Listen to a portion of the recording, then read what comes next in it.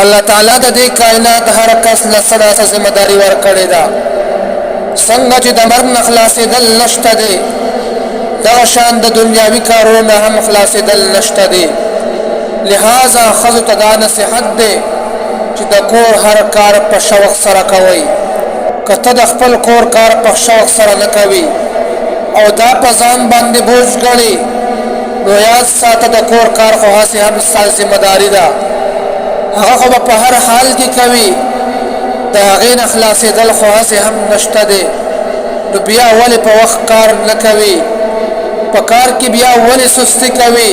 چې په کوم کار کې ته دلچسپي واخلې نو انشاءالله هغه کار به آسان وي، په هغې کې به برکت هم وي او کار به هم قابل اطمینان وي. د محنت کولو عادت ځان کې پیدا کا، دې سره به ته چست هم وي. دنیا او آخرت کې د کامیابۍ ضمانت هم دا دی. او یو خبره دا هم یاد وساته چې په دنیا کې هغه قومونه ترقي کولی شي، هغه قومونه مخکې تللی شي، د کومو قومونو حوصله چې اوچته وي. په دنیا کې سس قومونه همیشه ذلیله وي.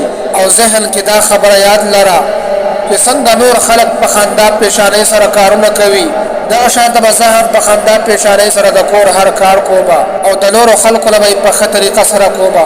په دې جذبې سره به ستا کار کې دلچسپي پیدا شي. او دا هم یاد ساته چې بلا وجه سوچونه مه کوه. دې سره بیا بیمارۍ لازم او ملزوم وي.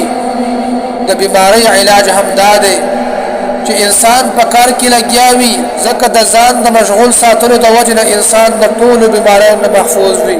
چې څه کار هم کوي نو په شوق سره یې کوه.